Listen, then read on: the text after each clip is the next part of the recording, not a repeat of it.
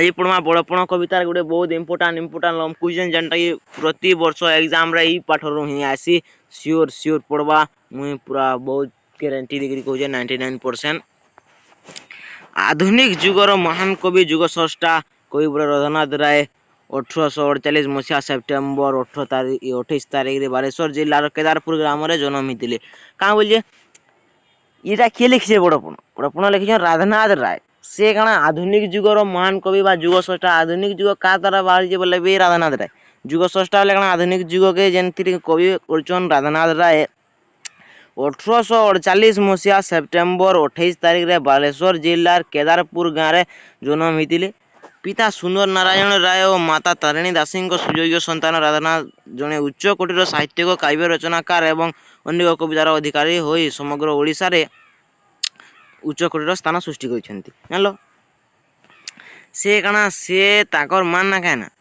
ताकर मान ना थिला माता तारिणी दासी और पिता ना सुंदर नारायण राय इटा लगे पिता ना थिला सुंदर नारायण राय माता ना थिला तारिणी दासी से बालेश्वर जिलार केदारपुर गाँव में 1848 मसीह जन्म होते और से कम प्लस टू लिखन बड़पण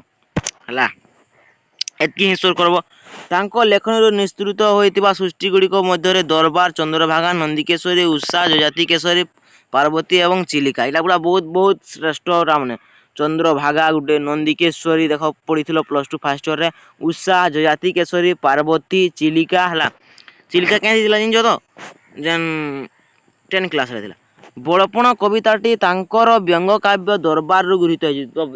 बड़पण कविता क्या नुआईचे दरबार दरबार गोटे क्या काव्य पढ़वा सर्ट मार्किया बोले व्यंग काव्य लेख सब गोटे गोटे इंपोर्टाट भी सर्ट क्वेश्चन गोटे मिल पारे देख बड़पण कविता क्या नुआईचे व्यंग काव्य दरबार रु आईचे 1894 मसीहा अगस्ट 29 तारिख कटक सहर बारबटी ठारे एक दरबार बसी जान 1894 मसीह 1894 मसीह कटक ठारे सॉरी 1894 मसीहा अगस्ट मास 29 तारिख ने कटक ठाणे गोटे दरबार बसी यार उद्देश्य थिला कटक बारबटी न होता है यार उद्देश्य था विश्व व्याख्याति नक्षत्र विज्ञानी ज्योतिर्विद पठाणी सामंत व चंद्रशेखर सिंह सामंत को महामहोपाध्याय कण महामहोपाध्याय और काउपुर जमींदार गोविंद बल्लभ राय को राय बहादुर उपाधि देवा से बहादुर उपाधि गोटे बहुत इंपोर्टाट रूल टे रोला से उपाधि गोटे है फल निमंत्रित राजा एवं महाराज जेमिति बाण फुटाई बाजा बजाई एवं उत्तम पोशाक परिधान कर बड़पण देखाऊले से अहमिका बाष्पीय को पान दे समचलना कर राजा मान निमंत्रण कराइला डकाइला से केनारी बाजा बजे कर नुआ सार्ट पैंट पिंधि पर्चा बहुत टका खर्चा कर दौले हेन्ता है तो से कहन द्विपद कहन इटा ऐतिह्य जशकीर्ति सुनाम पाखरे कवि समय राजा महाराज जमींदार मान स्थिति किपर नगण्य और हेय ताहारी चमत्कार वर्णना कर पूर्व गौरव प्रतिष्ठा को केवल बिकी भांगी चलबार प्रयास कर भावना को कवि व्यंग कर जान से पूर्व गौरव बोले काना थिले केन्दा करते बिकी भांगी कर पैसा यथा खर्चा कर चलता विदेशी शासकर निष्पृत आचरण को अपेक्षण से निजक विलास व्यसन प्रतिष्ठा कराउथिले विशाल साम्राज्य परिवर्ते एवं बरं प्रजा मान पीड़ को साजुले प्रजा मान सुसंपर्क राजधर्म भूली लक्ष्य पोषी हो जाउथिले प्रजा पीड़क भाव निरीह प्रजा धन रत्न पारिश्रमिक को आत्मसात करिवार दुर्लभ लालसा जगित जागृत होता जीवन रु मानविक गुण अपसरी जाऊला मनुष्य हिसाब के कर्तव्य कवा कथा राजा हिसाब से प्रजा केन्ता देखबार कथा से तो उल्टा शोषण करते स्थिति दि जाए से प्रजा पीड़र नर हत्याकारी मान वृथा आस्फलन को उदार व्यक्तित्व विश्लेषण कर तो यहाँ मैंने बहुत इंपोर्टाट क्वेश्चन है पूरा तुम श्योर तुम नोट कर नियो कॉपी नियो कि जेमती नियो पूरा पोट कर श्योर पढ़वा लेखब है पोट कर तो आ बुझला बेले तो पोट करा नहीं पड़े धन जीवन और जौवन क्षणस्थायी जान धन गुटी आर जौवन गुटी आर जीवन गुटी या सदा बेला नहीं रही सब जान यार साधारण क्षण भंगुरता को कवि कवितार स्पष्ट उल्लेख कर महाकालर महाशक्ति पाखरे एमती निष्प्रत मृत्यु अपरिहार्य मृत्यु तो सियोर है ना से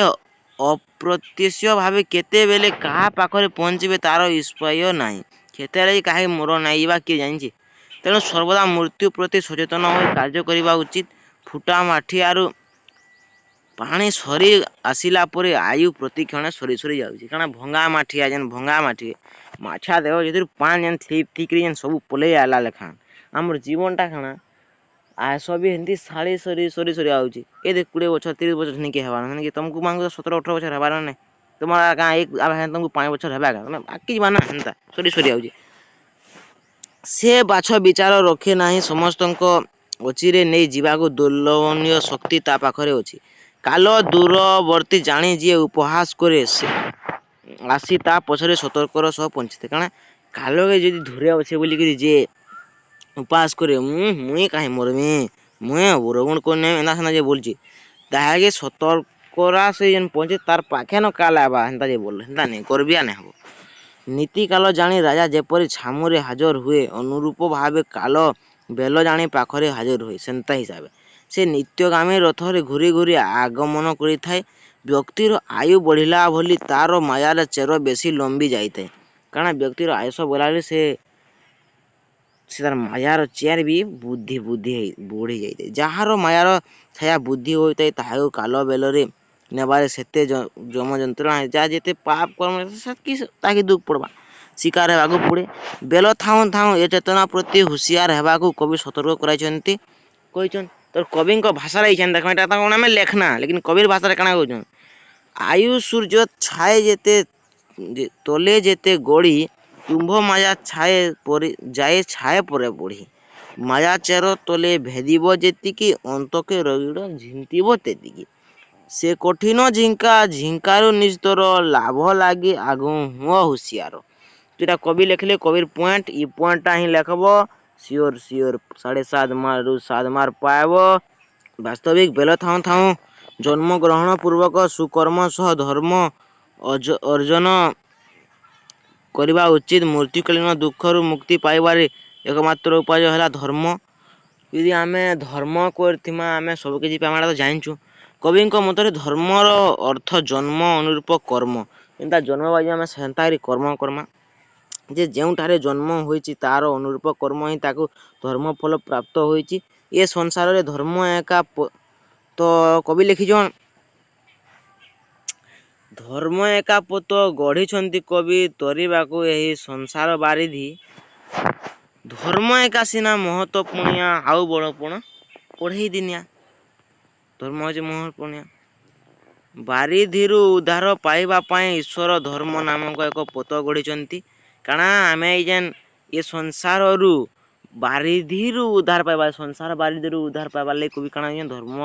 गोटे पोत रखिंट कवि भाषा धर्म व्यतीत संसार सबकि ओढ़ई दिनिया मनुष्य पाखे थिबा धर्म तार निजस्व संपद यह कहीं ता पाखे छड़ाई नेबनी तुमर पाखे जेते धन थाउ सुना रूपा हीरा जाना था चोर आले नहीं जीवा क्या ब्लास्ट हेले फाटी धर्मटा केभेने सरी जे टिके धर्म कले भी धर्मटा धर्म है सेटा चुरे न पार यही बड़पण हासिल कले से जमदंडरू त्राही पाए बड़पणर सौरभ चतुर्दिग को प्रसरी जाए या ही प्रत्येक व्यक्ति पाई वांछनीय होगा उचित ये धर्म अनुयायी कर्म कले दुईकर साधना होई थाए तो करसार बड़पण सर्वदा परित्यन पार्थिव लाल सायुक्त बड़पण वास्तव बड़पण नुह इजेन आम पैसा धन टका सुना रूपा इटा जेन आम धनी जेन बोलचु इटा नहीं धर्म हो धनी गोटे गरीब लोक ने धर्म गोटे धनी लोक ने धर्म भी नहीं थी कही ना धर्म से महापुर निया करवा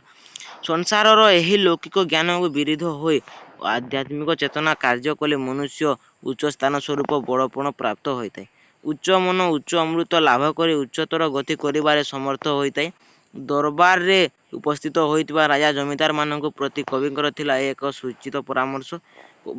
कविता कविंकर बड़पण कवितार बड़पण महात्मा प्रकाश पाइबार निजस्व ऐश्वर्य चेतना स्पष्ट फलिफलित होइछि तो इटा थिला हमर बड़पण पूरा लंब क्वेश्चन जेनटा कि 7.5 मार्क आसी आर ये क्वेश्चन यदि प्रिपेयर हे देलो बोले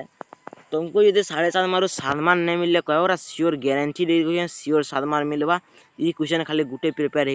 हो तो ओके।